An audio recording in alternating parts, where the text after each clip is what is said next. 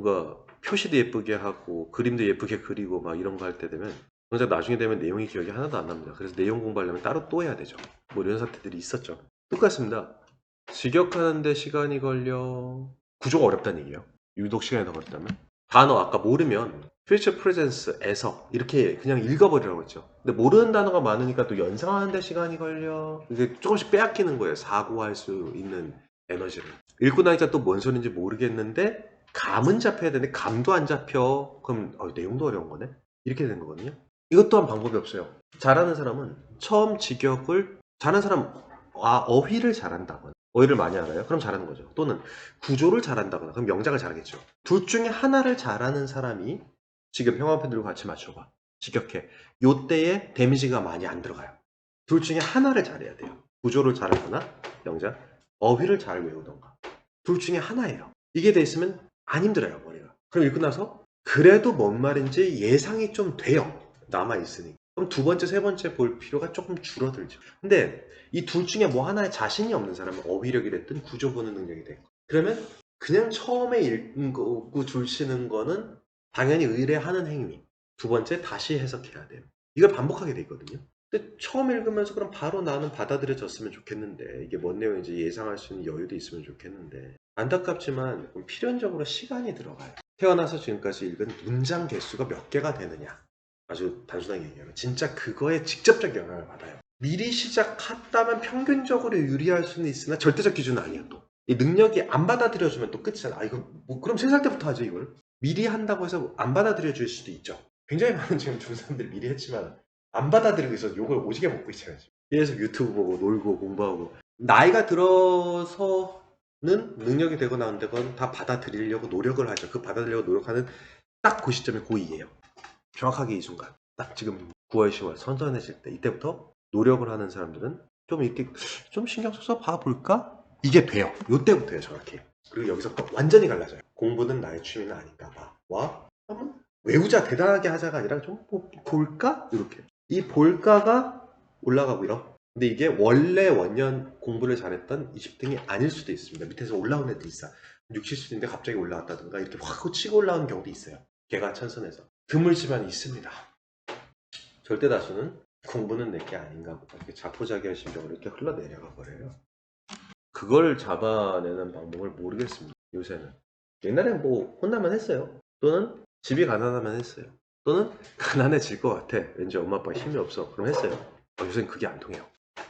남의 일이야 남의 일. 그래서 어떻게 해야 그걸 공부시킬 수 있는가는 모르겠어요. 점점 더 그렇게 흘러가는 것 같은데 시간을 줄이는 방법은 하나 있습니다. 그러니까 아까 얘기한 대로 시간이 태어났을 지금까지 읽은 문장 개수가 적다고 했죠. 근데 그걸 줄이는 방법이 하나 있어요. 내신 때 어휘 정리 철저히 하고요. 아까 기본 어휘입니다. 그러니까 철저하게 그 어휘 뜻을 외워야 돼요. 그러니까 단어 하나를 외울 때 두세 개 뜻을 동시에 외워버리면 돼요. 내신 때 그게 돼요. 기본적 뜻과 그 지문에서 외운 뜻. 내신 때는 그게 돼요. 내신 때는. 그러면 단어 두 개 외운 거랑 똑같은 효과를 발휘해요. 진짜 응용력이 좋아져요. 두 번째, 빈칸에 국한이 아니라 영작을 해보세요. 꼭. 그러면 아까 문장 구조 볼 줄 아는 능력이 있으면 빨리 본다고 그랬죠. 그랑 똑같이 내신 때는 영작을 또 할 만한 가치가 있잖아요. 한국말 보고 그냥 영작 하는 거예요. 진짜. 우리 일형식 영작 하면서 다 했잖아. 그러면 할 수 있다고요. 그럼 그걸 가지고 영작을 해보고 문장을 아예 통으로 쓸데없는 짓이지만 그냥 외워버리세요. 영작을 하고 통으로. 형식을 할 줄 알면서 문장을 외우는 건 도움이 됩니다. 그럼 구조 보는 능력이 빨라져요. 단어와 구조 이 두 가지를 다 잡으려고 내신 때 어휘 바로 빈칸 들어가지 말고 이 어휘 뜻 정리해라 이걸 굳이 하는 거예요. 그 두 가지를 다 잡아야 됩니다. 그래서 임계점을 넘기고 나면 점수 그때부터 빈칸을 뭐 6,000번을 채워도 어차피 안 나오고요. 문제 한 10만 개 풀 수 있죠. 안 나와요 그거. 그렇게 해서 나오는 게 아닙니다. 고등부 최상위 등수라는 건 모든 게 다 갖춰져 있어야 나옵니다. 그리고 최상위가 아니면 대학 못 갑니다. 모든 과목을 다 최상위를 할 필요 없어요. 몇 과목만 최상위. 그러니까 하나 되게 잘하고 하나 더럽게 못하면 대학을 가요. 근데 둘 다 적당히 잘하면 못 갑니다. 지금은 인재상이 그런 식으로 돼 있어요. 특화된 인재를 뽑아요. 한때 한국 대학에서 모집 요강할 때 세 가지 기준점이 있었어요. 첫 번째 전공 적합성. 근데 사실 이거 첫 번째가 아니라 세 번째로 얘기했던 겁니다. 이게 진짜 학생부 종합전에서 평가 기준입니다. 첫 번째는요. 지금 세 번째가 전공 적합성이었어요. 뭐 잘하냐고, 잘하는 게 뭐냐고, 뭐 하나 잘하냐고. 이게 세 번째였어요. 첫 번째는요.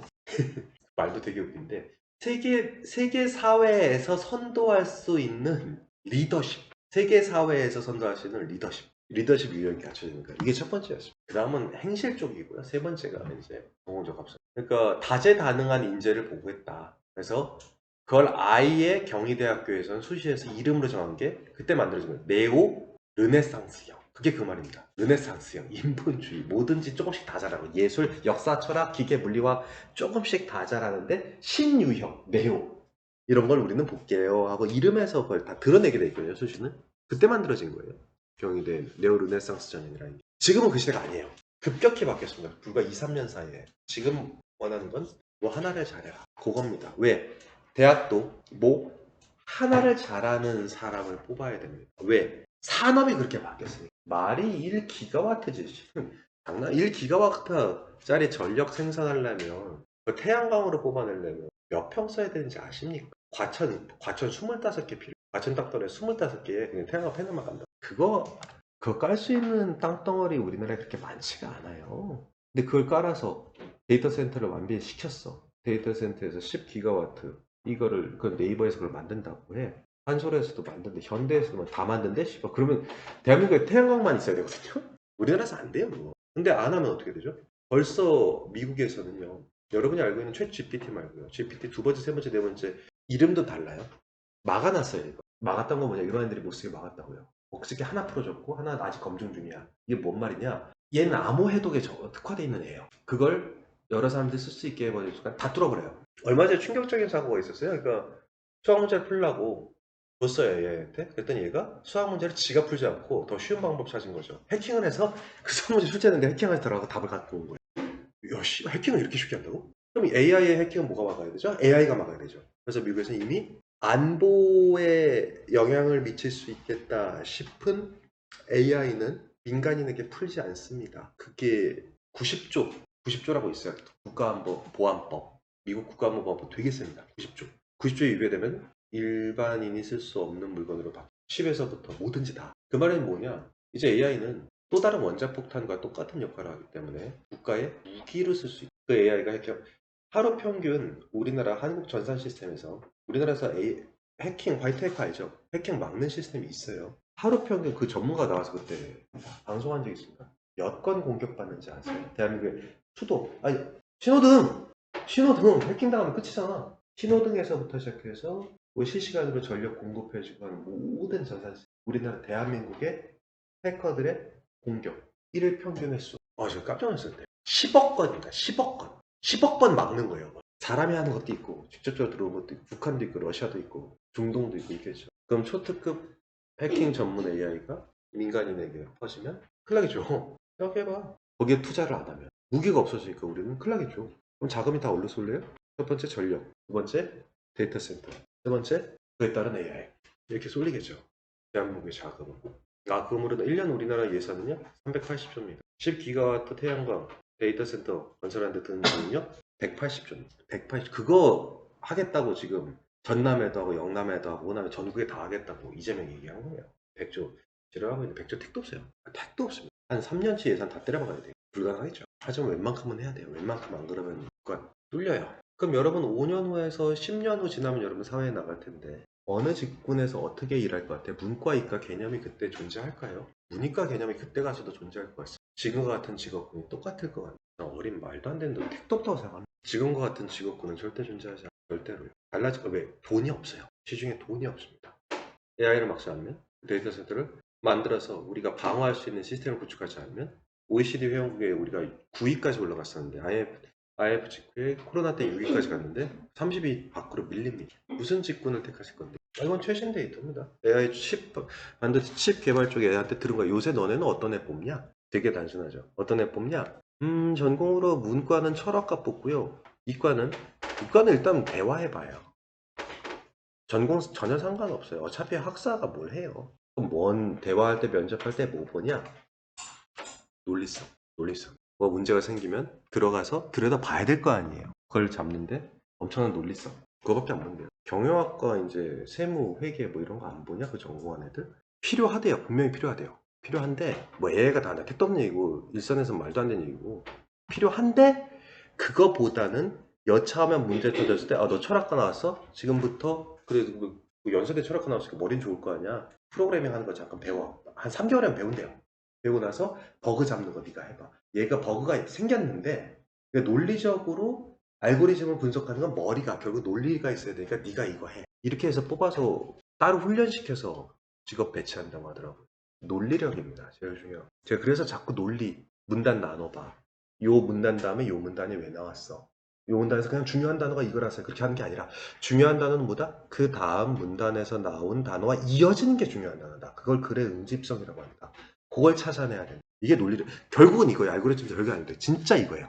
요 타고 넘어가면 돼요. 그래서 나온 결론이 처음 거랑 굉장히 달라 보이죠. 굉장히 달라 보이죠. 처음 첫 문장과 끝 문장 완전히 달라 보이지만 여기서 한 단계 한 단계 한 단계씩 타고 넘어간 요 과정을 살펴볼 줄 아는가. 동그라미에 있어서 세모로 넘어갔네요. 여기 논리적 비약이 여기 있어요. 지문도 그렇게 만들어요. 지문도 일부러 그렇게 만듭니다. 그래서 영어 성적이 몇큼 나왔어? 그 논리성이 있는 애네. 그럼 그 대학을 가. 그 대학 나와서 취업을 해. 다른 얘기가 아닙니다. 결국은 논리성입니다. 결국. 뭐 일선 회사에 있는 애 얘기니까 40 초반. 걔들이 밑에 애들 뽑죠. 제가 한 얘기는 꼭 믿어도 됩니다. 다시 합시다. 그래서 첫 직역 잘했나요? 직역. 직역으로 잡아내는 거 최대한 해봤나요? 그럼 그 다음엔 번역을 해야겠죠. 첫 문장. 상상력은 계속해서 기능합니다. 뭐 어려운 건 아니잖아요. 지각이 적극적으로 discern은 알아야 돼요. 이게 분별하다인데 이거는 상상하기가 좀 어려운 단어입니다. 분별하지 않을 때에 뭘 분별해요? object 대상을 뭐 이를테면 감정이나 질병이나 수면의 경우에서처럼은 제가 번역한 거고요. 특정 대상을 적극적으로 분별이요 discern 분별하지 않을 때 번역이요. 조차도 뭐가 지각이 그렇게 할 때조차도 상상력은 계속 기능합니다. 지각 여기서 배경 지식 또 익숙한 사람은 이제 알 텐데 지각 영어에서 지각 그럼 뭐라고 했죠? 지각 인지 뭐 이런 무조건 이성 consideration, perception 인지 지각 이 단어 무조건 이성적 사고 이게 벌써 imagination 반대말이잖아요. 두 가지를 얘기한 거예요. 이거 번역 뭐 하고 넘어갈게요. 이거는 아파, emotion, disease, sleep. 그죠? 아파, emotion. 나 빡쳤어. 슬퍼. 정상적인 인지와 이성적 사유가 안 돼. 아니면 자고 있어. 그래서 object를 discern 하지 못할 때에도 imagination은 작용한다. 그럴 수도 있겠지가 아닙니다. 잘 때도 상상력이 작용한다는 얘기잖아요, 지금. 잘 때도. 감정은 dispose, 두다인데 이게 또 고사모이죠. 이끌다. 저번에 외웠어. force A to B A가 B하도록 강요하다. drive A to B A가 B하도록 몰아세우다. 하지만 뭐 이렇게 A가 B하도록 시킨다 이렇게 외우면 좋다. 하나 더. dispose. A가 B하도록 이끌다. A가 B하게 하다야 그러니까. 다시요. 이게 단어 자꾸 이렇게 해서 한 번에 외우게 하려고 얘기하는 겁니다. dispose가 처분하다예요. 그러니까 disposable. 나눠줘 버릴 수 있는. 처분할 수 있는. disposable. 일회용이라는 뜻이에요. disposable cup. 일회용 컵이었죠. 처분하셔. 버리셔도 된다고요. 근데 dispose A to B. A가 B 하도록 버려버려가 아니라 A를 B 쪽으로 이렇게 갖다 놔버리는 거예요. 이렇게 놔버리는 걸 처하게 하나요. disposable 컵은 컵을 쓰레기통 속에 이렇게 놔버리는 거예요. 디스포즈 그래서 사전자는 처분하다고 이게 여기서 A가 B 하게 하다가 다른 말이 아니에요. 연상이 돼야 돼요. 이거 여기 자주 써요. 디스포즈 A to B A가 B 하게 하다. 드라이브 A to B 드라이브는 이렇게 밀어낸다고 했죠. 나사를 이제 박아 넣잖아요. 드라이버. 운전기사가 이렇게 앞으로 차를 추진시키잖아요. 그러니까 밀어낸다. 그건 조금 더 본질적으로 와닿죠. A가 B 하게 하다. 포레스 A to B 대놓고 무조건 해. 이거요. 이 3인방 알아놓으면 되게 쉬워져요. A가 B 하게 하다. 되게 좋습니다. 리드 A to B는 아니까. 되게 좋습니다. 이거 A가 B 하게 하는 거예요. 감정이라는 게 이제 감정 쪽으로 흘러가네요. 글이 감정이라는 건 번역과 직역 동시에 갈게요. 그냥 혹자가 이렇게 하기로 했죠. 혹자 누군가가 see the world 세상을 보게 해줍니다. 이끌어줍니다. 하게 해줍니다. 뭐 어떻게 distorted 이건 알죠. 왜곡된 방식으로 보게 해줍니다. coward 겁쟁이의 perceptual 지각적 disposition 성향은 영향받습니다. 뭐에? 공포를 경험하는 것에 대한 경험하는 그의 disposition 성향에 의해서 영향받습니다. 다시요. 이게 되게 중요한 말이었어요. 이거 번역인데 이거 얘기해주면 안 돼. 몰라요. 자, 더 얘기 안 하겠습니다. 이게 되게 중요한 힌트가 나왔습니다. 이거. 아까 왜 제가 얘기 나온 김에 힌트만 좀 해주면 조금 이따 번역 분석해봐 얘기할 때 할 걸 미리 좀 얘기해주면 지각은 이성이라고 했잖아요. 제가 인지 지각 이거 이성이라고 했잖아요. 이모션은 이매지네이션 감정은 이성이 아닌 비이성 정서라고 할게요. 근데 지금 여기 이 단어에서 cowards의 perception 이성적 성향이라는 단어가 나와서 이성 이모션 감정 얘기하는 줄 알았는데 성향 얘기가 나왔어요. 이 성향이 공포를 경험하는 그의 성향에 영향을 받는다. 이 이성이라는 단어를 갖다 쓴 겁니다. 지금 공포랑 이성을 감정과 이성을 같이 쓴 거라고요. 지금 이거 순간 요걸 잘 이해하면 요 글이 뭘 얘기하는지 알겠다라는 힌트가 좀 주어집니다. 사랑에 빠진 사람의 기대는 욕망에 의해서 영향을 받는다. 이 감정에 의해서 영향을 받는 경험을 얘기하는 것 같기도 하고 그런 경우에 perceived object 지각된 대상과 the thing 어떤 the thing one 누군가가 볼 것으로 예상하는 the thing 상황 저번에 나왔었죠. the thing 상황 사이에 아주 작은 small한 유사성도 이끌 수 있다. 뭐로?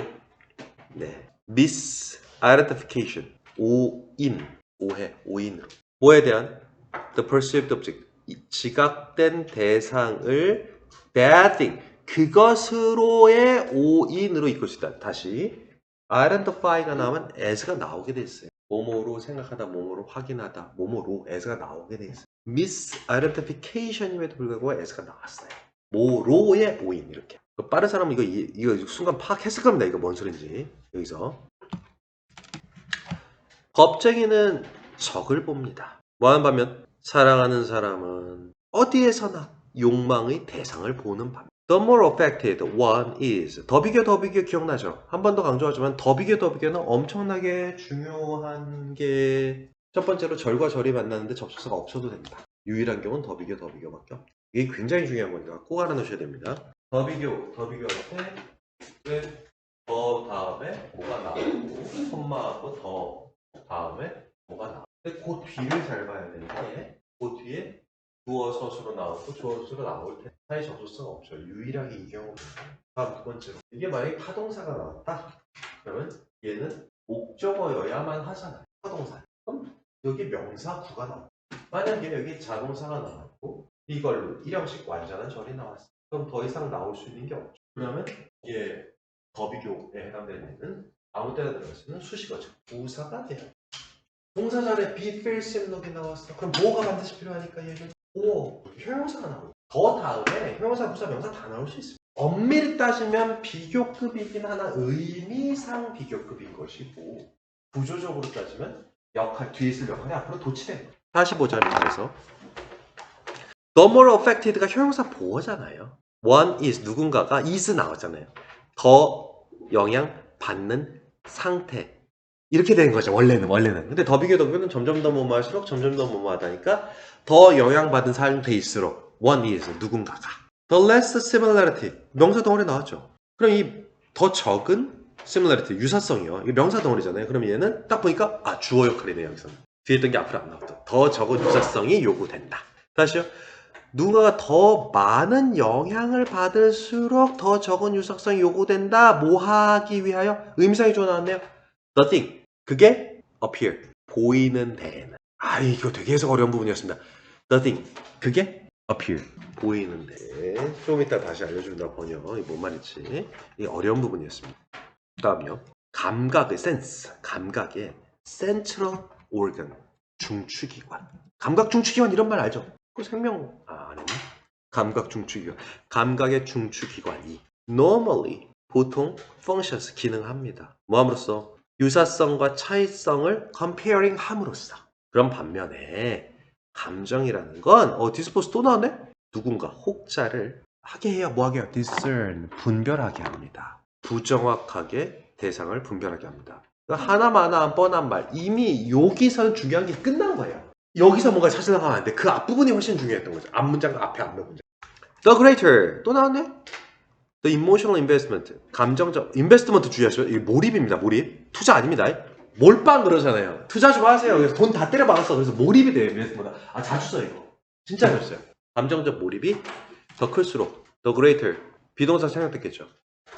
더 비교할 때 비동사 생략할 수 있어요. 감정단 몰입이 더 큰 상태일수록 더욱 바이어스드 편향된 상태가 됩니다. 누군가의 perception, 지각은 더 편향된 상태가 됩니다. 여기까지. 직역 다시 하시고요. 단어 뜻 바로 쓰세요. 옆에. 쓰면서 직역하세요. 그치? 같이 직역하세요. 그러면서 같이 쓰셔야 돼요. 그래서 확인하세요. 그 직역과 번역 이렇게 해서 분간해서 나누는 거. 단어 모르겠는 거.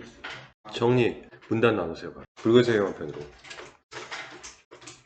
요령 기억나요? 가급적이면 잘게 나누라. 그리고 앞문단과 두 번째 문단에 그 문단 내에서 중요한 걸 고르는 것도 핵심어이지만 중요한 게 여러 개야. 그러면 뒤에 문단과 연결될 수 있는 애를 골라라. 연결된 걸 도저히 못 찾겠어. 그럼 문단이 완전히 크게 나뉘어진 거다. 잘게 나누세요. 잘게. 첫 문장은 항상 별개라서 안 나누는 거죠. 나누는 노트에 안 분석하는 거 있죠. 끝까지 다 보고 나서 첫 문장을 봤더니 이 문장이 이 단어가 이래서 나오는구나. 예상하면 된다고 그랬잖아요. 첫 문장은 내비둬 보세요. 두 번째 문장부터 분석을 해보는 거죠. 가급적이면 잘게 자르는 거. 되게 웃긴 얘기인데 이걸 귀신같이 하는 사람이 고3 되면 나오거든요. 저학년 때 본 적은 없어요. 제가 여기에서는 서울에서 많이 봤어요. 일반고 애들 오는 학원이 아니었으니까 우연히 그냥 많이 할 수 있는 애들만 모여 있었던 거고 저에서 못 봤습니다. 근데 고3 돼서는 있습니다. 이거 할 줄 아는 애가 쓰고 나와요. 이게 기준입니다. 저는 나 이걸 할 줄 알아? 그럼 서영고는 가겠네. 이게 기준이었어요. 항상 이 영역을 요걸 핵심어 선생님 핵심어가 이것뿐만 아니라 이것도 이렇게라도 접근해야 되는 거 아니에요? 라고 질문을 하잖아요. 근데 그 질문이 완전 얼토당토하는 질문이 아니라 꽤나 막 그럭저럭 뭐 그래서 이거 3형식으로 볼 수 있는 거 아니에요? 라는 질문까지 우리는 하잖아요. 왜 꼭 5형식을 봐야 돼요? 이런 거 있죠. 그럼 레벨업 된 거죠. 그걸 할 줄 아는 애는 잘 갔습니다. 여지 없어요. 그게 확실합니다. 논리력인 것 같아요. 논리. 그리고 그 논리력을 보는 쪽으로 사회가 바뀌어. 아까 제가 그래서 사회 얘기했죠. 사회가 바뀌니까 교육 시스템도 그렇게 바뀐 거예요. 수능이 그렇게 바뀐 거라고. 수능이 바뀌니까 내신도 그 스타일로 가는 거예요. 그러다 보니까 그거가 되는 애가 위에 올라가는 게 패턴화된 것 같아요. 과는 상관없어요. 문과건 이과건 이게 되는 애들이 위에 올라가는 거예요. 해보죠 이거. 역술도 이 능력을 갖췄다고 해서 좋은 데 갈 수 있는지는 모르겠어요. 저는 그 시도는 안 해봤습니다. 첫 시도입니다. 이 시대가 처음입니다. 근데 좋은 데 가는 애들은 이게 있어요. 근데 이걸 한다고 좋은 데 가는지 그건지 모르겠어요. 솔직히. 수학 강사하면 좀 볼 줄 알 것 같아요. 이 정도만 하면 너 확실히 좋은 데 가. 그러니까 이걸 하려고 노력을 해. 그럼 가니까. 이렇게 할 수 있을 것 같은데 영어는 좀 돌아가는 길이죠. 이걸 잘했다고 해서 무조건 좋은 데가 간다는 보장이 없죠. 상대평가는 모르겠는데. 상대평가면 여기서 서울대 그냥 다 만들죠. 100점 받아. 그럼 전략이 지금과는 많이 달라지거든요. 아니, 절대평가다 보니까 제가 해줄 수 있는 한계가 있어. 이걸 잘한다고 논리를 구축되는가 솔직히 모르겠어요. 그럼 뭘 해야 되냐? 잘 모르겠어요. 그 확실한 건 이걸 할 줄 아는 애들은 잘 갑니다. 해보죠. 할 수 있는 게 이거밖에 없어. 그리고 만약에 저랑 같은 결에 이야기를 하는 수과 선생님이 있으면 꼭 그 사람이 시키는 거를 열심히 잘 따라가세요. 산업군에서부터 들어가야 제대로 된 컨설팅입니다. 그래야 대학을 정해주죠. 졸업해서 뭐 할 건데. 못한 사람 그냥 후딱후딱 잘게 그냥 막 끊어버려. 막 그냥 막 이럴 것도 없잖아. 뭘 그렇게 고민을 해. 그냥 다다다다닥 줄치고 빨갛총 그래서 이제 다 빨갛게 해놓고 옆 사람이랑 대화 빨리 맞춰보라고. 옆 사람이 나랑 할래? 나랑 하는 것보단 옆 사람이랑 하는 게 만만하잖아. 후다후다 난 이렇게 나눴는데 이런 거 빨리 해봐. 이거 해봐야 돼. 그래 머리에 각인 효과가 일어나요. 이게 나도 내가 쫙 알려주면 편해. 수업만 하면 얼마나 편해. 그렇게 해서 안 들어요. 이거는 첫 번째 문단까지만 볼까?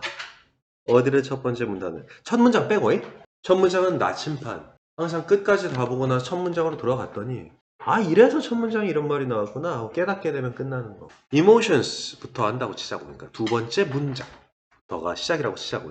그러니까 감정이 사람을 왜곡된 방식으로 이끌게 한다는 거잖아. 그러면서 겁쟁이와 사랑에 빠진 사람을 예로 들었고 그런 경우에 in such cases 그런 경우에 결론적으로 얘기해서 뭐가 어떻게 되냐. 기대하는 거랑 나 이거 볼 것 같다 기대하는 거랑 실제로 지각된 대상 사이에 이거 이성이라고 그랬지. 이성적으로 보는 거랑 기대하는 거지. 감성적으로 볼 것 같다 보고 싶어요 라는 거랑 사이에 similarity가 조금만 있어도 오해하게 된다는 거지. 다시 similarity가 조금만 있어도 오해하게 된다는 거지. 이게 핵심인 거는 뭐 누가 몰라. 근데 similarity랑 같은 단어가 있나 같은 게 몇 개나 있나를 찾아보자는 거야.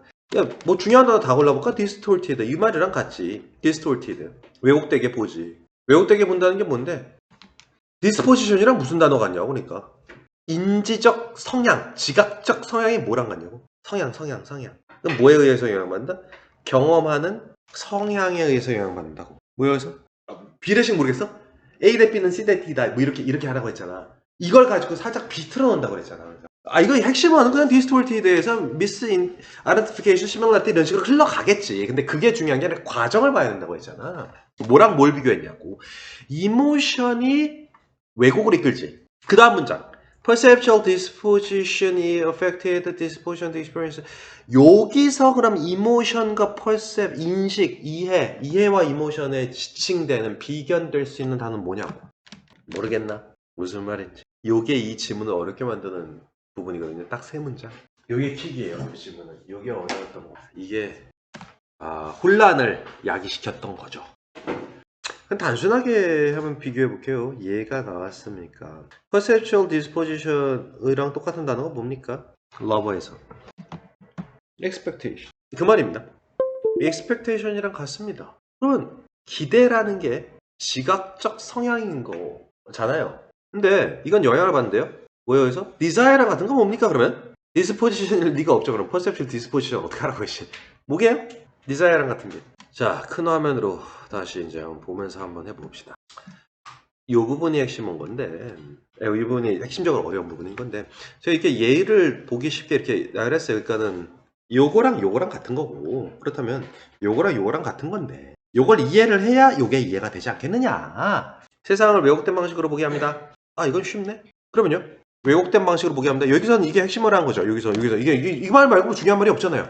그럼 그 다음도 같이 흘러가냐를 봐야 될 거 아닙니까? 물론 문단과 문단산의 응집어를 보는 것도 중요하지만 이건 요거랑 뭐랑 이어지는데 그걸 보자는 거예요. 요거랑 왜곡된 방식 어떻게 왜곡되는 건데 이게 왜곡된 거죠.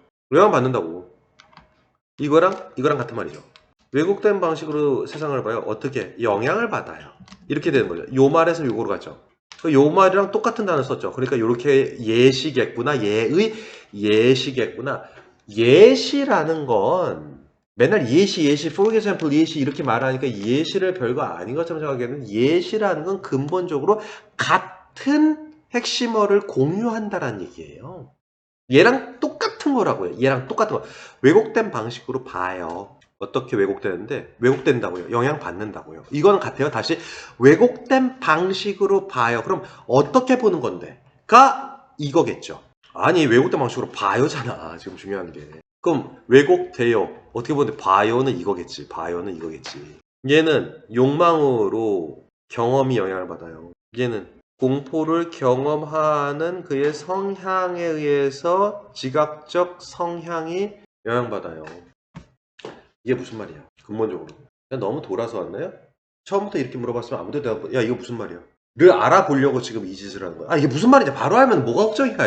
무슨 말인지 모르잖아. 무슨 말인지 묻는 질문 자체를 제가 안 했어요. 할 리가 없으니까. 뭐 어떻게 합니까? 이거 무슨 말입니까? 일단 여기서부터는 했었어야 돼. 선생님, 이거 무슨 말이야? 먼저 나오든가 아니면 이거 이런 말이야 나왔었어요? 그럼 그게 사회권이에요. 원래는 그게 한 반에 이렇게 한 6, 70명 이렇게 있어야 돼요. 그럼 그 중에서 하는 거라고요. 근데 그게 지금 안 되니까 돌아서 야 하나씩 해볼까 기계적으로 눈이 있으니까 이거랑 같다면 그럼 이거는 이거겠구나 정도는 기계적으로 구별할 수 있을 거 아니에요. 지금 돌아서 온 거라고. 이건 이해해야 돼요. 그러니까 이게 뭔 말인지 질문을 못했다는 건 두 번째 쳐. 또는 이해를 못했다는 건 두 번째 쳐. 그럼 문제 제기는 이해를 해야죠. 문제를 이해 못하는데 어떻게 답을 이해합니까? 답은 됐고 문제라도 이해해보자. 사실 이게 무슨 말이냐고. 그러면 이걸 봐야 될 거 아니야. 경험은 욕망에 의해서 영향받는다. 경험이 어떻게 욕망에 의해서 영향받나? 때리면 맞는 건데 그게 경험인 건데. 이게 무슨 말이야? 이거부터 이해를 해. 이게 이거보다 쉽잖아. 이게 무슨 말이냐고. 경험이 어떻게 욕망에 의해서 영향을 받겠습니까? 경험은 경험이고. 뭐가 영향받는 거죠? 정확히 얘기하면? 경험이 아니라? 경험은 그냥 객관적 사실이잖아. 모르겠냐? 뭔 말이지? 이것도 모른다 혹시? 이거? 기대가 뭐에서 영향받습니까? 욕망에 의해서. 이게 무슨 말입니까? 경험이 아니라 기대. 이 말이랑 같은 거거든요. 어떤 사람이 누구를 좋아하면 그 사람의 모든 행동 거지가 예뻐 보이겠죠. 그럼 기대감은 낮아져요, 높아져요? 기대감은 낮아지겠죠. 웬만하면 다 충족이 돼야 되니. 기대치가 높지가 않다고. 나 저 사람 너무 좋아. 팔다리 개 짧아도 어머 팔다리가 짧네가 아니라 어머 몸이 건장하네 이렇게 본다고. 저 사람 너무 내가 사랑해 너무 사랑해 너무 좋아 그 사람이. 그러면 어머 대가리가 왜 저렇게 커가 아니라 어머 자기는 머리에 든 것도 많은가 봐 이렇게 본다고. 지적이야. 과하게 지적이야. 막 지적인 게 막 겉으로 막 보여. 기대감은 욕망에 의해서 영향을 받았다고. 즉 기대감에 정확히 기대감이 영향을 받는 것도 맞지만 기대엔 충족감이 영향을 받는 거죠. 충족감. 기대치가 낮다고 낮아져 버린다고. 그러니까 쉽게 충족이 돼. 사랑하는 사람에 한해서. 즉 이거 뭐야? 이거 뭐야? 기대하는 거예요. 미래에 대한 예상이에요. 예상. 예상이 욕망에 의해서 영향을 받아요. 예상이라고요. 기대. 시각적, 즉 이성적 성향은 겁장의 이성적인 성향이라는 건 뭐에 의해서 영향을 받았냐? 공포를 경험한 그의 성향에 의해서 영향을 받아요. 겁장이는 어떻게 돼요? 와, 이럴 거 아니야. 안 겁장이면 와 그러면 아우 시끄러워라 이러겠지. 그 새끼가 공포를 경험하는 성향이 일희일비하느냐? 아유 뭐 대수롭지도 않은 것 이렇게 하느냐에 의해서 모르겠어요 이거 뭐 모르겠네.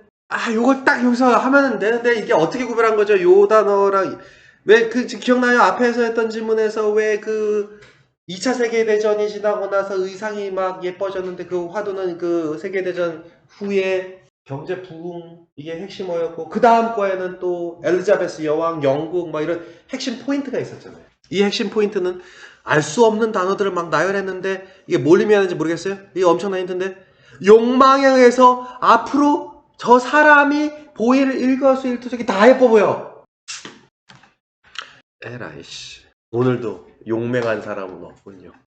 경험이라고 했죠. 기대라고 했죠. 이건 과거고요. 이건 미래입니다. 과거에 공포를 경험해 본 그의 성향. 과거에 공포를 경험해 본 그래서 자라보고 놀란 가슴, 소뚜껑 보고 놀란. 과거에 공포를 경험해 본 그의 성향에 의해서 그때 당시에 놀랄 때 느꼈던 그 충격에 의해서 형성된 성향에 의해서 이 사람이 앞으로 사물을 보고 이성적으로 인지하게 되는 이건 인지잖아요. 이건 이성이잖아요.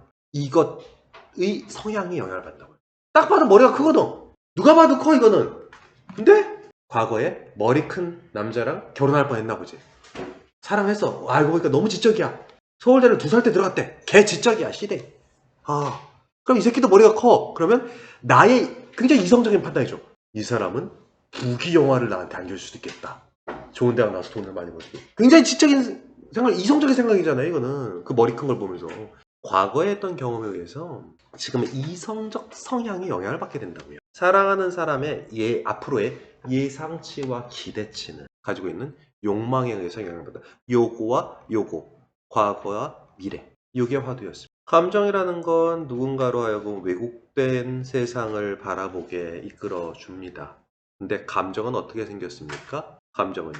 과거에 내가 공포를 경험해 봤거나 과거에 내가 desire, 갈망과 욕망을 가져봤습니다. 그 결과 어떻게 되는지 우리는 경험을 해봤죠. 그래서 이것들에 의해서 지금의 인지적, 오늘 지금 내가 반응할 수 있는 인지적 성향이 결정된 거. 사랑하는 사람의 앞으로 일어날 그 당사자에 대한 기대감 또한 이에 의해서 결정된 겁니다. 이에 의해서 영향을 받는 겁니다. 이렇게 해서 어떻게 과거에 의해서 왜곡된 방식으로 미래를 예상케 만듭니다. 그게 감정과 정서가 이성적 사고를 가지고 있는 사람을 왜곡되게 보게 하는 방법입니다. 그러한 경우에는 이런 일이 왜 벌어지느냐? 이성적인 그 대상, 인지된 대상이 이거죠. 눈앞에 보이는 그 큰 머리, 내가 사랑하는 사람의 머리통, 이게 그가 보기를 기대한 거, 예전의 경험, 그가 보기를 기대하는 거, 바로 그거. 그 큰 머리는 보다 좋은 대학, 지적인 그리고 돈, 이거와 이거 사이에 아주 작은 유사성만 있다 할지라도 뭐로 이끌어진다?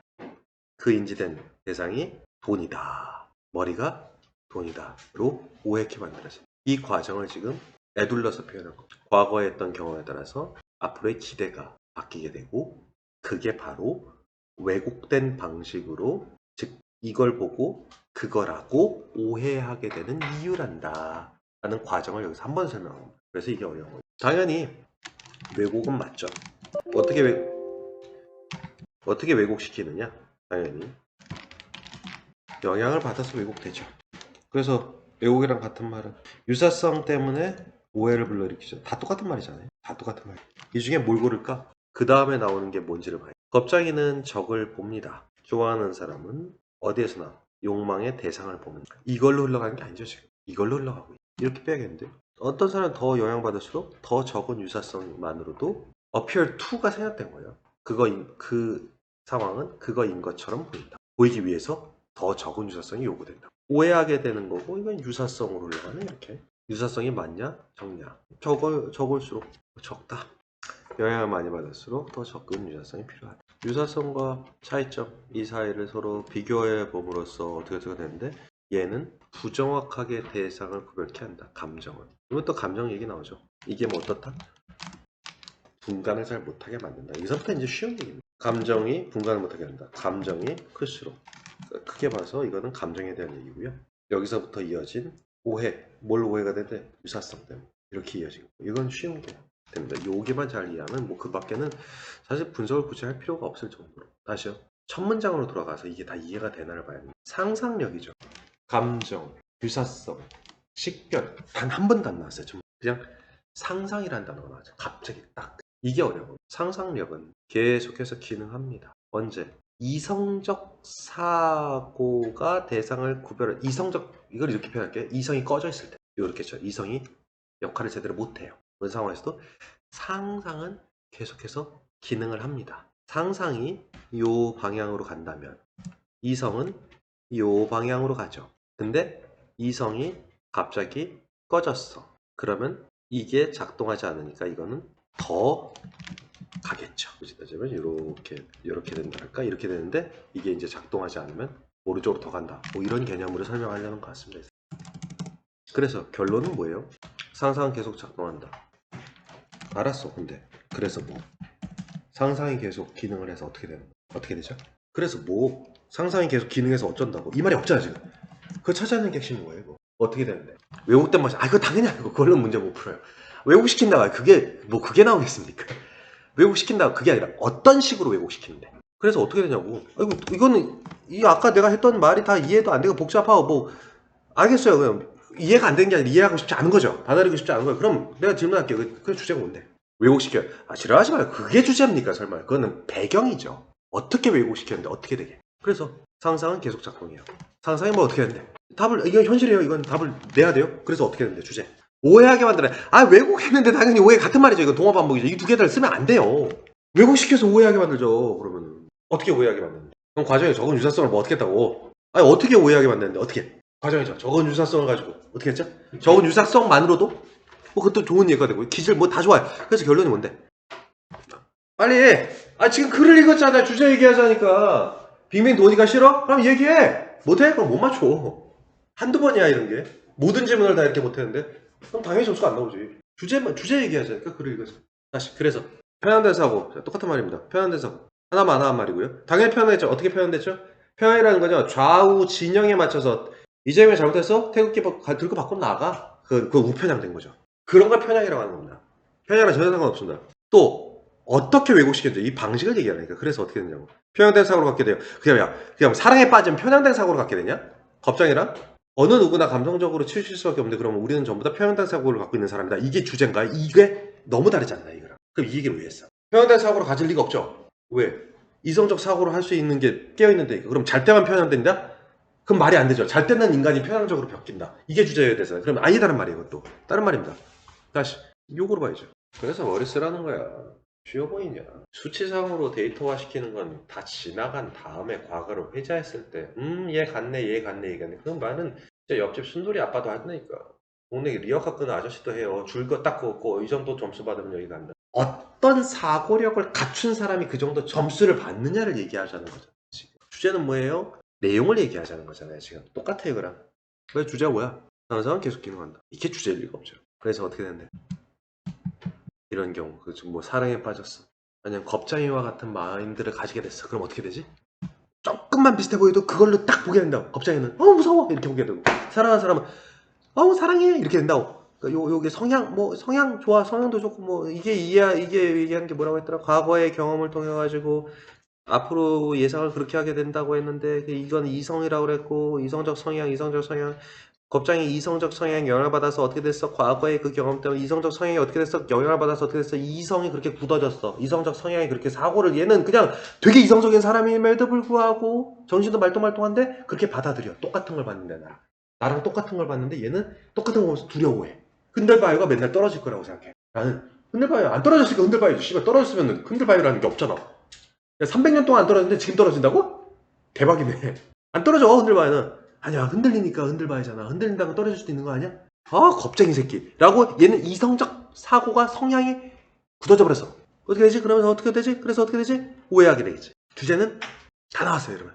이걸 보면서 그거랑 자꾸 보게 된다고 했죠. 이성적 사고가 합리적인 객관적으로도 인정받을 수 있는 합리적 이성으로부터 멀어지게 되죠. 왜요? 과거에 경험했던 거 그리고 지금의 욕망에 의해서 나는 치우치는 게 아니에요. 이성이 형성돼 버렸어요. 다시 나의 이성으로 이게 되게 중요한 거예요. 일희일비한 게 아니에요. 나의 이성적 사고가 아예 픽스가 돼버렸다고요. 다시요. 기질이 그렇게 이성적 기질이 나는 원래 그렇게 돼버렸다. 이 사람한테는 너무나 이성적인 사고를 한 거예요 지금. 너무나. 왜? 과거에 공포를 느꼈어요. 왜? 4살 때 북한군이 쳐들어 내려와가지고 그걸 도망 다니고 조금 더 해갖고 시내 18살이 되니까 베트남에 참전하라고 그래갖고 베트공들이랑 싸우고 막 사람 목으로 칼로 말로 잘라가고 죽이고 그런 한국에 왔는데 아직도 북한은 여전히 존재하고 그때가 너무 두렵고 나는 그냥 북자만 나오면 난 태극기를 들고 나가야 돼. 그 사람에게 너무 이성적인 사고인 거죠. 과거의 경험에 의해서. 그게 지금 우리나라에서 좌우진영, 옳고 그름을 따서 좌우진영에서 많이 벌어지고 있는 일인 거죠. 그 사람한테는 너무나 이성적인 거죠. 퍼셉션, 인지적 성향이 구축돼 버린 거예요. 말이 안고 안 했다가 얘기했다고 그러잖아요. 요리 얘기해요, 요리? 국민들이 빵 달라고 하니까 빵 왜 자꾸 씨발 빵 없을 수도 있죠. 올 한해 미를 농사가 안 됐어. 고기 먹어 병신들아 이럴 때잖아요. 그의 이성적 사고는 왜 편식을 하려고 그래 국민이. 음식이 없는 건 플러스 대무형. 음식이 없다라는 것 자체는 그의 이성적 디스포지션에는 없는 거죠. 있는데 왜 골라서 먹으려고 지랄해? 주는 대로 먹어줘. 없다니까. 어떻게 음식이 없어? 이렇게 되는 거야. 그럼 대화가 안 되는 거죠. 아예 그렇게 굳어진 거라. 다시 이성적으로 사물을 봤지만 그걸로 해석을 하게 돼요. 이성이 굳어지게 됩니다. 상상력은 이성적 능력인 인지 능력을 이게 분간할 수 없을 때 계속해서 기능합니다. 그래서 그게 나중에는 이 사람의 이성적 기질을 픽스 시켜버립니다. 그래서 그 이성적 기질이 한번 구축되고 나면요. 그 사람의 이성 자체는 편향되어 버릴 수밖에 없습니다. 그러면 결론은 되게 간단해요. 경험해보는 감성에 의해서, 감성적 요인에 의해서 이성적 기질 자체가 변한다. 이성적 사고 자체가 바뀐다. 그게 주제인데 그럼 여기서 나아가서 한 단계 더 생각 좀 해볼게요. 이걸 보고 전부 다 빨갛다고 해버리면 차라리 상관이 없어요. 알겠습니까? 굉장히 철학적인 문제인데 이게 빨가냐? 야 저쪽에서는 빛이 반사돼서 이게 은색으로 보이는데 시내 이게 빨가냐? 굉장히 중요한 철학적 하던 문제. 뭐 생명이야? 시내 이러고 넘어가면 복도는 있느냐? 없다, 있다. 아 우리가 볼 때만 생길지 누가 아느냐? 그거 어떻게 입증할래? 아주 중요한 지금 현대 철학에서는 뭐 결론이 나온 얘기인데 고대 철학에서 항상 주고받았던 핵심적인 논조입니다. 그래서 유추해 볼 수 있는 거예요. 다시 왜 빨개요? 다 빨갛다고 하면 상관이 없어요. 그럼 빨간색은 뭐가 되냐? 이거는 오리온이라고 정하죠. 이 빨간색 앞으로 오리온이라고 부르는 거예요. 통일시키면 되잖아요. 의식이 통일되면 문제가 안 됩니다. 이해됐어요? 다 똑같이 통일시키면 문제가 없어요. 이거를 뭐 지우개라고 부르든 이걸 신발이라고 불러도 상관없어요. 무작위성이 언어의 무작위성이라고 해서 이게 법칙이 있습니다. 그러니까 무작위적으로 정한 거예요. 이걸 리모컨이라고 불러야 되는 이유는 없었어요. 그냥 정해진 거예요. 그러니까 다 통일해서 하면 상관없는데 통일되지 않은 게 문제가 된 거예요. 각자 다 다른 걸 하죠. 그럼 사회가 형성이 안 되죠. 사회가 형성이 안 되면 약육강식 시대로 가고 그래서 힘센 새끼가 이기겠죠. 머리 좋은 새끼가 이기겠죠. 그쪽으로 가면 안 돼요. 그럼 사회 구성은 안 되니까. 그럼 나중에 힘센 새끼도 굶어 죽어요. 가난한 새끼도 굶어 죽고 멍청한 새끼도 굶어 죽고 똑똑한 새끼도 굶어 죽고 다 죽어요. 그러니까 다 죽는다 이러다. 그래서 사회를 유지해야 된다. 그럼 어떻게 하면 될까요? 어떻게 해야 될까요? 근본적 문제는 이 글이 제시하고 있는 이매지네이션은 계속 흘러간다니까요. 계속 흘러간다고요. 계속 작동한다고요. 근데 이매지네이션은 언제 생겼어요? 이성적 사고가 자꾸 이렇게 과거의 경험들에 의해서 구축되다 보니까 지금 이렇게 자꾸 구축되게 과거의 경험들에 대해서 구축을 자꾸 이렇게 했던 것 때문에 이게 이매지네이션이에요. 이성적 사고, 이성적 자질은 이제 사람마다 좀 다르게 흘러갈 거 아닙니까? 어떻게 하면은 분열이 없어지죠? 어떻게 하면 비슷한 이성을 갖추게 되죠? 어떻게 하면 비슷한 경험을 하면 되죠? 비슷한 경험을 해야죠. 근데 서로 다른 경험을 하면 안 되죠. 달라도 앵간히 달라야죠. 지금 70대는 전쟁을 겪었잖아요. 중내 사내였다고요. 지금 40, 50대는 열심히 살았다고요. 열심히. 열심히 다니면 죽는다는 얘기 계속 들었어요, 언니한테. 지금 3, 40대는 좀 풍요로워지죠. 뭐 그냥 뭐 감기는 조심해야 돼, 대신. 네, 사스랑 코로나를 겪었으니까. 감기는 조심하자. 이 정도의 질병이 더 무서운 거야. 지금 20, 30대는 뭘 조심할까? AI를 이용할까? 뭐 이런 생각을 갖고 있어요. 지금 12, 20대는 주식 잘만 하면 1억 천금이 되네. 뭐가 우측됐을까요? 지금 이 10살짜리와 70살짜리가 같이 나와서 대화를 하실 계세요? 항상 자신을 단련해야 돼. 언제 북한군이 쳐들어올지 몰라. 엄마! 할아버지가 미쳤어! 이상한 소리 해! 그러지 않을까요? 경험치가 너무 다르죠. 유럽은요? 유럽은 2차 세계대전 이후로 탱크를 본 적이 없는데 시대 무슨 박물관에서 지금처럼 극단적인 경험을 하지 않았다. 일본은요? 20대든 70대든 제일 조심해야 될 건 뭐? 지진. 픽스가 돼 있다. 픽스가. 이렇게 극단적으로 다른 경험을 하지 않았죠. 왜요? 감정은 이성이 닫아지는 순간 애도 계속 작동을 한다. 감정은 그래서 쉬지 않기 때문에 이 정서적인 것이 우리의 이성을 많이 영향을 끼치니까. 그래서 여기서 나올 수 있는 결론은 지금 한국이 겪고 있는 일을 피할 수가 없습니다. 극단적인 변화를 겪지 않는 세대가 점점 차곡차곡 쌓이고 나면 싸움이 덜해질 겁니다. 왜? 과거의 경험에 의해서 형성된 게 바로 이성적 성향이니까 그 사람은 이게 100번, 1000번 옳다고 생각하고 실제로 대화를 해보면 논리적 근거가 탁탁탁 다 있어요. 우리가 보기에 특이한 행동을 한다 하는 사람 모든 사람 1대부터 10대 다 20대, 30대 다 이유가 다 있어요. 고로 지금의 50대 엄마는 공부 하나는 중2 아들을 이해할 수가 없습니다. 세대 차이가 너무 크기 때문에 그렇게 이성이 굳어졌어요. 왜 왜곡되는지는 그리고 왜곡되고 나면 어떻게 되는데 크게 봐서 이게 두 번째 문제입니다. 왜곡되고 나면 어떻게 되는데 작은 유사성만으로도 크게 잘못된 판단, 다른 판단을 하게 된다. 이겁니다. 다음 시험 되게 어려웠어요. 그럼 그 다음엔 한참 더 나왔더니 이제 무얼에 싶은 질문이 또 나오죠. 미술작품입니다. 여기서 의욕이 꺾이는 거예요. 별도 치고 다음으로 풀고 별도 치고 다음에 풀 별을 계속 치네? 아니 시댁 안 해. 이렇게 되는 거예요. 연방으로 실제 시험장에서 문제를 보상. 다음 거 보세요. 예술적 가치에 대한 의존적인 그리고 자주 변하는 본질은 시장에서 뿐만 아니라 본질적으로 얘기하는 거다. 이렇게 아예 이걸 보여드릴게요. 이렇게 해석본. 여러분이 갖고 있는 거에는 이게 없죠. 이렇게 보면, 그러니까 줄치면 이게 무슨 단어인지 글자까지는 안 보여도 여러분들이 줄을 아까처럼 직역을 하시고 순간순간 칠판을 보세요. 그러면 요 단어 뜻이 요건, 요 단어 뜻이 요 파란색 이거 한 구별은 되지 않겠습니까? 그래서 이걸 수시로 봐서 단어 정리나 직역하는 데 걸리는 시간은 조금 건너뛰어 봅시다. 요렇게 정도만 해도 보이긴 보이죠. 그리고 나서 문단은 미리 나눠져 있으니까 문단 나눠진 거에 대한 핵심어만 찾아보시죠. 단어 또 이렇게 직역하면서 하셔야 돼요. 이거 냅다 이것만 봐서 하면 도움 또 안 됩니다. 이거 그냥 무식한 행위일 뿐이에요. 직역하면서 찾으세요. 직역. 아까처럼 똑같이 하세요. 똑같이 하고 모르는 단어 같이 대화하면서 직역하다가 이게 딱 보고 이거 이 뜻이었어 하고 필요하겠다 싶으면 적어두고 이렇게 하세요. 아까는 똑같이. 미술작품의 가치가 의존적이고 변할 수 있는 성질을 가지고 있죠. 뭐 시장에서건 이제 본질적으로건 간에 관계없이 우선적인 이게 파란 책이 아니라 uppermost 최우선적인이라는 뜻입니다.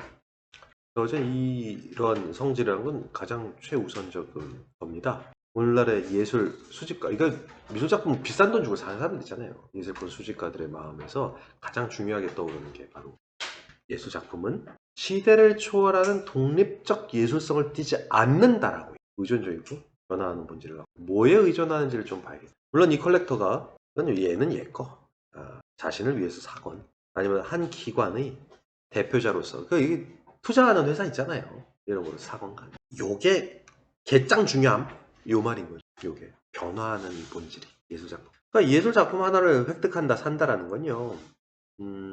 예술사적 작품 하나를 사는 거예요. 예술사적인 작품. 기념비적인 작품을 사는 거라고. 아무거나 사진 않죠. 혹은 아무것도 아닌 걸 사는 거예요. 이게 어려운 말이었습니다. 아무것도 아닌 걸 사는 거예요. 즉 고양이나 진짜 고양이입니다. 야옹하는 고양이 아니면 기념품. 더 same as 기억나요? 뭐뭐와 똑같은 거죠. 뭐뭐와 똑같을 때만 덜을 수 있다고 해서 완전 일치하는 거. 와 똑같은 급의 개인적인 기쁨의 대상인 거죠. 뭔 말인지 알겠습니까? 예. 이게 돼요? 그 비하인드가 그걸 넘어서서 이걸 제외하면 아무것도 저장하지 않는다가 무슨 말인지 혹시 알겠네요? 돈이 안 돼. 물론 고양이 왜 삽니까? 목적의식이 있어서 사는 게 아니고 고양이는 좋아서 사는 거잖아요. 기념품은요. 또 추상적 기념? 사실 뭐 독도 갔다 온 기념으로 독도 기념품을 산다 이런 개념이 아니잖아요. 봐서 예쁘면 사지 않습니까, 솔직히? 순수한 미적인 아름다움에 끌려서 사는 걸로 이 사람은 고양이나 기념품이라는 얘기를 든 거예요. 그거는 기쁨을 준 거죠, 나한테. 투자 목적으로 산 게 아니잖아. 그건 나띵이 아니죠. 어쨌든 나는 기쁨이란 걸 얻었으니까. 그걸 제외하면 그런 순수한 기쁨의 목적으로 사는 걸 제외하면 예술 작품을 산다는 거. 예술 작품도 순수한 기쁨을 살 수 있죠. 아우 너무 예뻐. 이거 살 수 있죠. 너무 아름다워서 난 여기 돈을 투자하고 나 이 그림에 꽂혔어. 그런 경우도 있겠죠. 그런 걸 제외하면 넘어서서 이게 제외하면 이게 특이하게 쓴 거죠. 물론 부사입니다.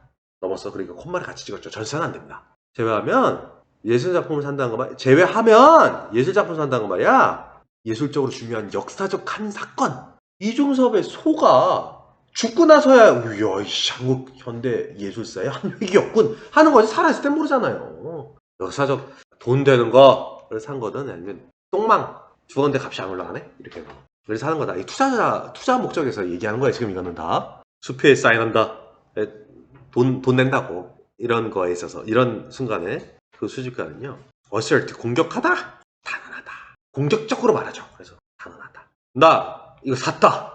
이거는 바꿔 얘기하면 뭐라고 단언한 거냐? 믿음을 세상에 공표한 겁니다. 미래에 그 작품이 존재함. 600년 후에도 사람들은 모나리자, 300년 후에도, 200년 후에도 미켈란젤로 사람들은 그 작품의 존재 가치를 인정할 거다라는 개념으로 존재하는 거죠. 불에 타 없어지지 않으면 존재는 하겠죠. 뭐. 이런 걸 단언한 거야. 즉 총체적으로 볼 때 그 예술에 의해서 획득될 수 있는 중요한 지점, 그 예술을 통해서, 그 예술 작품을 통해서 미술 전체의 총체를 발생된 하나의 주자인 지점으로서, 즉 이게 뭔 말이냐? 예술사적으로 중요한 거로서 존재한다고. 제가 그린 그림도 보존만 잘하면 100년 후에도 있을 수 있겠죠. 근데 예술사적으로 중요한 그림이 아니잖아요, 이거. 되게 중요한 포인트가 이게 히스토리예요. 예술사적으로 지나고 보니까 중요해야 가치가 있는 거예요. 지나고 보니까 이것도 시간이죠. 미래, 과거. 지나고 보니까. 하지만 역사, 히스토리 또 나오죠. 굉장히 중요한 화두였던 거죠. 역사라는 건 열려 있지 않냐. 변할 수도 있다. 이 말은 뭐 돈이 될 수도 있고 안 될 수도 있고, 돈이 되는 걸로 생각했는데 안 될 수도 있고 됐다가 안 될 수도 있다. 그리고 선택된 그림이나 뭐 조각품의 이 장점이라는 건 기껏해야 현대의 현재 시간의 컨센서스 합의의 확인에 불과하는 거 아니냐. 그러니까 지금 사람들이 보기에 높게 평가하는 그림들입니다. 모두가 다 그렇게 얘기하네요. 이거 무슨 말인지 알겠냐? 이거? 그러니까 예전에 그려진 거에 대한 지금의 합의 아니냐고. 모나리자에 대해서 지금 사람들이 이렇게 하는 거지. 100년 후에 모나리자에 대해서 그때 사는 사람들, 그때는 지금 그 100년 후의 사람들이 현재겠죠. 현재 사람들이 별로야 라고 얘기하면 돈은 안 가치 있게 되겠죠. 100년 후에는. 그러니까 이 말이 그거죠. 역사라는 것도 사실은 하지만 따지고 보면은 열려있다, 즉 바뀔 수가 있고, 특정 예술 작품이나 조각품에 대한 그런 대단함이라는 건 기껏 해봐야 그 현대라는 건 바뀔 수 있어요. 오늘 사는 사람은 지금이 현재지만 10년 후에 사는 사람은 그때가 현대겠죠. 그 시점에 현재의 사람들이 가지고 있는 공통된 합의에 대한, 공통적인 컨센서스에 대한 합의에 대한 verify의 명사예요. verification, 확인에 불과한 거 아니냐. 이 컨센서스라는 건 즉 사람들의 공통된 의견이라는 건 단지 몸에 불과한 단지로 외우시면 돼요. to be displaced, 단지 대체될 것이 확실할 따름이다. 이렇게 단지, 여기서 이제 거의에다가 제가 줄치기 했는데 단지 이게 해석이 좀 어려워요. 단지 확신하는 상태다. 이게 형용사 보호 형용사. 단지 확신될 따름이다. 이렇게 해석해야 돼요. 단지 뭐가 이 말이 나와줘야죠. 대체될 것이. place 이게 배치하다. displace 배치하다. place 동사. displace 배치하다. displacement가 그래서 대체 인력이라는 뜻으로 산업에서 쓰는 단어예요. 예 대신 예 집어넣어요. 대체될 것이 단지 대체될 것이 확신되는 것이야말로 컨센서스 아니냐. 언제든 바뀔 수 있지 않냐. As have in the past. 다른 것들이 과거에 그래왔던 것처럼. The last analysis. 이거 어려워요. 이거요. 결국 마지막 분석 아니에요. 이게 결국 진짜 수고해요. 진짜 결국 이들이야. 선생님 처음 봤죠. 결국 진짜 이거 The last analysis 결국에는 분석이랑 전혀 상관없어요. 결국에는 야 이거 또 어려운 거예요. 카밋2 카밋이 뜻이 너무 많아가지고 그래서 좀 쉬운 거 카밋 원서 자살하다 죄를 범하다 카밋 헌신하다 아니, 헌신시키다죠. 그러니까 이게 나오죠. 헌신하는 건 그림에 헌신한다라는 건 바로 수직과 자신의 행위이다. 아니 이게 아니라 헌신한 거는 얘가 한 행동인데 헌신한 행위가 나중에 돈으로 환산이 될지 안 될지는 컨센서스에 의한 거잖아요. 방금 그 컨센서스는 바뀔 수 있는데 우연히 내가 살고 있는 present day의 컨센서스가 나 자신의 행위와 일치하면 난 부자가 되는 거고 이해되죠? 이해되죠? 지금 그렇게 말을 지금 이어가고 있는 거예요. 요거랑 이를 통해서 그는 용기 있게 단언하는 거다. 그의 미적인 판단, 나 아름다운 걸 볼 줄 아는 심미적 계한이 있어요. 뿐만 아니라 물론 그게 whatever source, 이게 근원, resource가 자원, 무슨 근원으로부터 그게 이제 유래됐는지, 어디서부터 유래됐는지 간에 관계없이 그거로부터 그게 어디서부터 유래되었든지 간에 어땠든지 간에 그 근원 출처가 이 미적 판단은 어디서부터 비롯되게 한 거야? 뭐 미술학원 다녔어? 아니면은 뭐 원래 타고났어? 아니면은 뭐 누구한테 들었어? 이 작품이 좋을 거라고. 그게 뭐가 됐지 간에 사실상 거기에서부터 비롯된 난 미적인 판단을 할 수 있어요 라는 것뿐만 아니라 뭘 또 단언하는 거냐? The conviction. Where art is going. The art is going where. 예술이 어디로 갈지. 다시요. 예술 작품이 아니요. 미술이 나아갈 방향. 미술사. 미술이 이쪽으로 방향을 간다. 그로테스크한 스타일로 가느냐. 비잔틴. 말이 좋아서 비잔틴이지. 그게 그로테스크. 그게 건물이 아름다워 보니까 그게 진짜 아름답으니까 내가 보기에는 그 이상해 보이는데. 비자르. 기괴한. 같은 용어예요. 기괴하다고요. 이쪽 그로테스크한 스타일로 이렇게 흘러갈지. 뾰족뾰족 이렇게 그러지. 르네상스 스타일로 동글동글 르네상스 말은 인본주의지. 시den게 말이 좋아서 인본주의지. 동글동글하게 만든 거지. 곡선을 굉장히 많이 썼어요. 그냥 그쪽으로 흘러갈지 어느 쪽으로 흘러가는 향후 미래 사회는 그렇게 하지 않고 어떠한 특성을 가미하지 않은 인간 본연의 그냥 자고 일어났더니 침대 그냥 헝클어져 있어. 이거 예술 작품이야. 그 침대가 2억에 팔렸잖아요. 뉴욕에서 벌써 야, 그것도 한 15년 됐네요. 일상생활 그 자체가 예술이다. 이게 한때 뉴욕에서 가장 많이 팔렸던 예술 작품의 근대 미술과 현대 미술의 핵심이었잖아요. 그러니까 그렇게 흘러갔지. 아무것도 아닌 거. 아니면 또 반대로 당신이 보고 있는 파이프는 파이프가 아니다. 교과서에도 실렸잖아요. 이게 파이프 그림일 뿐이다. 상징과 실제를 헷갈리면 안 된다. 영어에는 그 어느 쪽으로 넣었다 그러잖아요. On apple 그러면 이제 실제 존재하는 사과, 그냥 애플 그러면 사과라는 개념, 상징. 이걸 언어에 녹였다고 했잖아요. 이걸 구별하자라는 쪽, 그 철학적으로 갔었어요. 또 한때 현대 미술이, 현대 미술 그러면 무조건 뉴욕 얘기입니다. 한국이나 유럽 쪽은 아예 택도 없어요. 훨씬 못 미쳐요. 훨씬. 그러니까 크게 네 가지 이게 파장으로 갔는데 기괴한 쪽으로 가냐, 동글동글한 쪽으로 가냐, 일상 그대로 가냐, 일상 속에서 철학을 구별하는 거냐, 이 네 가지 쪽으로 갔는데 앞으로 어느 쪽으로 갈 것 같은데? 그래야 그 해당되는 작품을 얼마? 3억? 이것도 얼마? 3억? 이것도 다 3억이야? 10대 3억짜리 두고 뭐 살 건데? 그건 내가 찍는 거죠. 내 유형에 맞춰서. 로봇 주가 한둘이야 시대. 근데 그 로봇 주 중에 뭐 살 건데? 현대차? 비싸. 피지오? 싸. 근데 너무 급격해. 뭐 살 건데? 10년 후에 뭐가 될지 찍어야죠. 예상을 해야죠. 예술사도 그렇게. 그래서 미술이라고 합니다. 미술이 그는 예측한 거예요. 미술이 어느 쪽 방향으로 흘러갈지에 대한 나는 확신이 있어. 그래서 나는 투자를 할 거야! 여기에까지도 보여주는 거다. 예술의 투자는.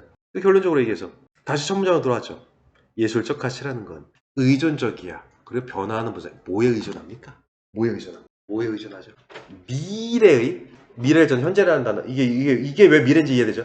향후의 현재의 사람, 향후의 현대에 살게 될 사람들이 가지게 된 컨센서스에 의존이야. 그에 따라서 자꾸 변화하는 분들이 있죠. 근데 그거를 말로만 나는 앞으로 미켈란젤로의 화풍이 다시 돌아올 거야 라고 하지 말고 돈으로 입증해라. 돈만큼 정확한 게 세상에 어딨냐. 그래서 컬렉터야말로 이러한 향후 방향성에 대한 걸 단언한다.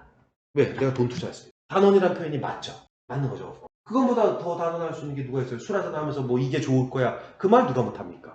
이거 사, 이거 좋아. 너 샀어? 아니 난 돈이 없어서 안 샀어. 뭔 개소리야. 단원을 보여봐. 뭘로? 돈으로. 이거를 되게 그러니까 예술 작품을 돈 주고 샀다라는 행위야말로 향후 예술 작품에 나아갈 방향성에 대한 진정한 단언이다. 이게 숨겨진 주제. 이는 곧 이러한 예술적 본질에 대한 본성에 대한 자기만의 통찰을 드러내 보이는 것이 예술 작품을 사는 행위라는 거야. 물론 고양이 다듯이 사는 거 말고 예뻐서 샀어요 이런 거 말고. 그래서 뭐 이게 컨센서스에 의존한 것은 비교적 쉽죠. 그래서 앞집문에 비해서 비교적 쉽다고요. 바로 드러나잖아. 뭐에 의존적인 컨센서스. 이건 좀 만만하죠. 다음 시간에 이제 토요일, 일요일 수업도 이거 그대로 할 거예요. 다음 한 주 동안은 아마 그렇게 많이 안 할 겁니다. 그러니까 다음 주 토요일에 똑같이 이거 할 거고 상황에 맞춰서 요거는 이제 목요일 오는 토요일 오전 특별한 일이 없으면 이게 저한테 알려줘야 돼요. 지금도 토요일 오전에 왔다 그러면 특별한 게 없어 그럼 공부해와 그러면 요거 단어 외우세요. 33, 34 똑같이 복대 우리끼리 보고 진도 아마 쬐끔 나가고 조금 그리고 아마 첫 주는 그럼 교재가 바뀐다면 안 나갈 거예요 아마. 그러면 이제 우리 토요일에 나갈 걸 우리 둘만 따라 하죠. 우리 둘만 따라 그렇게 하면 되죠.